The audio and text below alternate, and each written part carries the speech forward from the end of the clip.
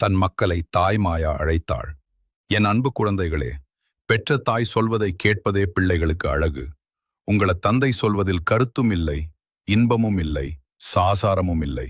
இதற்காகவா நான் உங்களை பெற்றேன்? அவர் சொல்லும் வாழ்க்கை துறவரம் போல் அமையும். முனிவர்களுக்கும் யோகிகளுக்குமே அது பொருந்தும். என் ஆசை அதுவல்ல. நீங்கள் இந்த ஜெகத்தையே வெல்ல வேண்டும். எல்லா லோகங்களும் உங்கள் கட்டுப்பாட்டில் வர வேண்டும். தேவலோகமும் உங்களுக்கு அடங்கியதாக இருக்க வேண்டும். தேவர்கள் உங்களுக்கு பணிபணியாளர்களாக இருக்க வேண்டும். ஆனால் இதை அடைவது எளிதல்ல. பரமேஸ்வரனே இந்த தகுதியை உங்களுக்கு தர முடியும். ஆனால் அவரை வரவழைப்பது அவ்வளவு எளிதல்ல.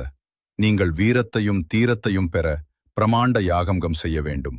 வடக்கே வடத்வீபம் என்ற இடம் இருக்கிறது. அது யாகம் செய்வதற்கு ஏற்ற இடம். அங்கே செல்லுங்கள், யாகத்தை துவங்குங்கள்.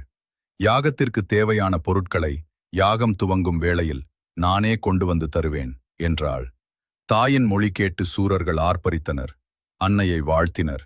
அவளிடம் விடை பெற்று வடத்வீபம் புறப்பட்டனர். கண்விழித்த காஷ்யபர் அங்கு தன் மக்கள் இல்லாதது கண்டு மாயாவிடம் காரணம் கேட்டார்.